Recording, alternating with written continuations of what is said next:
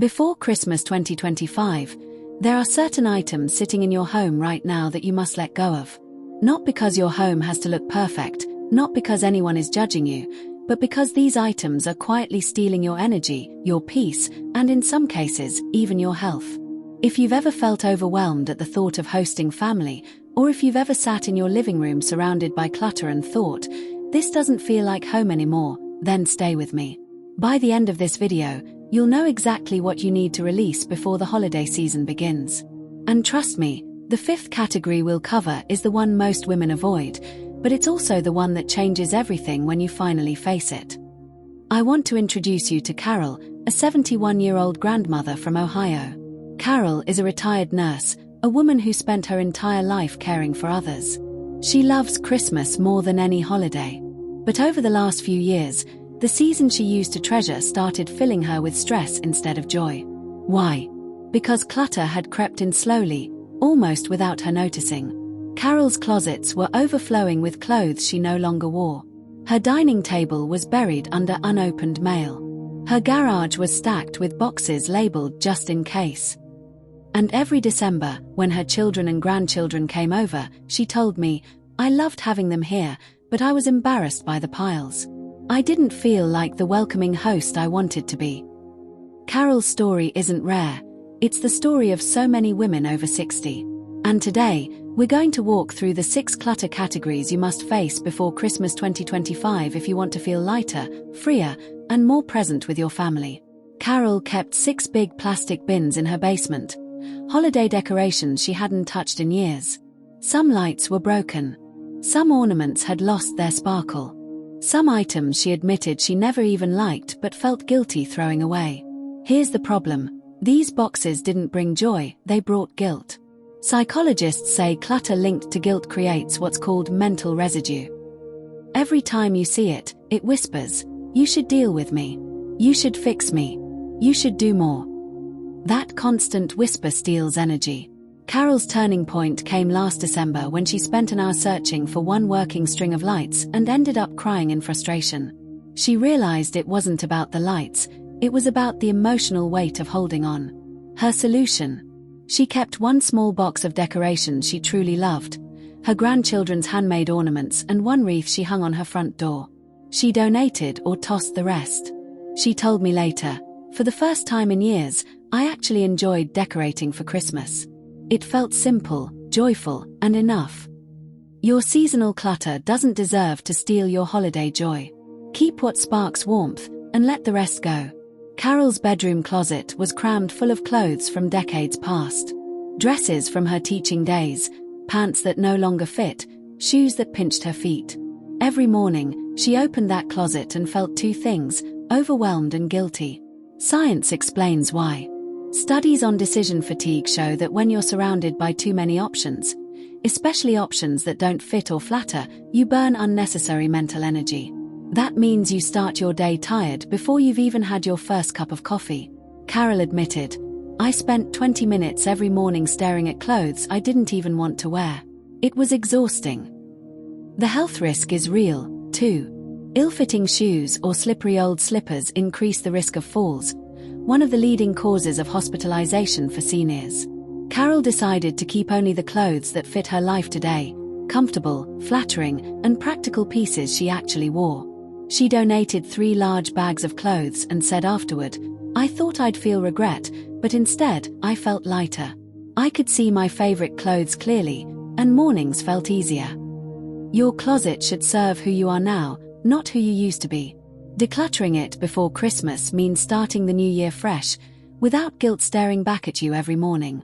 Carol's bathroom drawers and pantry shelves were cluttered with expired items, medications, vitamins, lotions, and spices that were 10 years old. She said, "I thought, they're harmless. Maybe I'll use them someday." But the truth is, they just piled up. The risks are bigger than most realize. The FDA warns that expired medications can not only lose effectiveness but also become dangerous. Seniors in particular face risks of confusion, double dosing, or mixing the wrong prescriptions when bottles are buried together. And expired pantry items.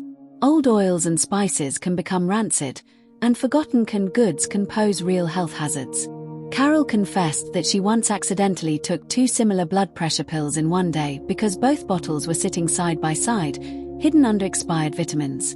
After that scare, she cleaned her cabinets, safely disposed of old medications, and kept only her current prescriptions in a small, labeled basket. Her words, "I felt safe again. And when I opened my pantry, I no longer felt dread. I knew what was good, what was fresh, and what I would actually use." Decluttering expired items isn't just about space, it's about protecting your health before the chaos of the holidays.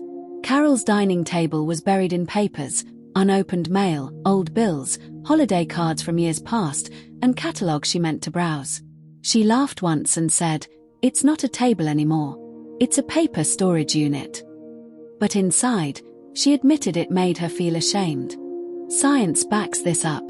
UCLA researchers studied families living in cluttered homes and found that paper clutter significantly increases cortisol, the stress hormone. Every pile is like a silent to-do list, screaming for attention. Carol once missed paying a bill because it got lost under junk mail. The late fee embarrassed her and made her feel like she was slipping. The fix is simple.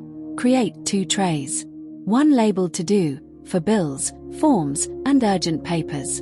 One labeled to keep, for important documents to file. Everything else goes directly into recycling. Carol tried this and said, "For the first time in years, my dining table felt like a dining table again. I could sit with my grandkids and eat without staring at piles of shame." This holiday season, don't let paper clutter steal your peace.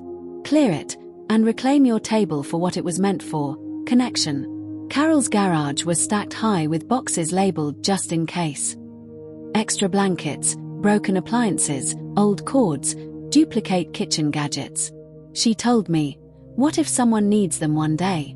What if I throw it away and regret it?" But here's the truth. Research shows that 90% of just-in-case items are never used again. Instead of making us feel prepared, they quietly make us feel weighed down. Carol realized she hadn't touched those boxes in 10 years. Worse, when she wanted her gardening tools, she couldn't find them, because the clutter had swallowed them. The day she cleared her garage, she donated the usable items and tossed the broken ones. When she finally parked her car inside again, she laughed, "It feels like I got a whole new room for free." Your just-in-case clutter isn't saving you, it's stealing from you. Don't bring it with you into Christmas 2025. This was Carol's hardest step. She had boxes of her children's baby clothes, decades of holiday cards, and souvenirs from every family trip. She asked me, "If I let these go, am I letting go of the memories too?" Experts call this emotional attachment clutter. It's normal, but here's the danger. Keeping everything blurs the meaning of the truly special items. Cognitive psychology research confirms that memories live in us, not in piles of objects. Carol created a single Christmas memory box. Inside, she placed her husband's old watch, 1 baby outfit from each child, and 5 cards that truly meant something to her. The rest, she let go. At first, she cried. But later she said, "Now, when I open that box, I feel joy instead of guilt. My memories shine, instead of suffocating me." This Christmas, choose what truly matters. Carry your past with dignity, not with weight. So here's what we've seen today. 6 clutter categories that must be faced before Christmas 2025. Seasonal guilt piles. Overstuffed closets. Expired and forgotten items. Paper stacks that steal peace. Just-in-case boxes. And sentimental overload. Carol's journey shows us something powerful. Decluttering isn't about shame. It's about creating peace, safety, and space for joy. Her final words to me were simple. "This Christmas, my home feels ready for love again. I feel lighter. I feel free." So here's my challenge to you. Tonight, pick just one category. One drawer, one box, one pile. Clear it. And notice how you feel tomorrow. Because clutter doesn't just steal space, it steals joy. And you deserve to enter Christmas 2025 free of that weight.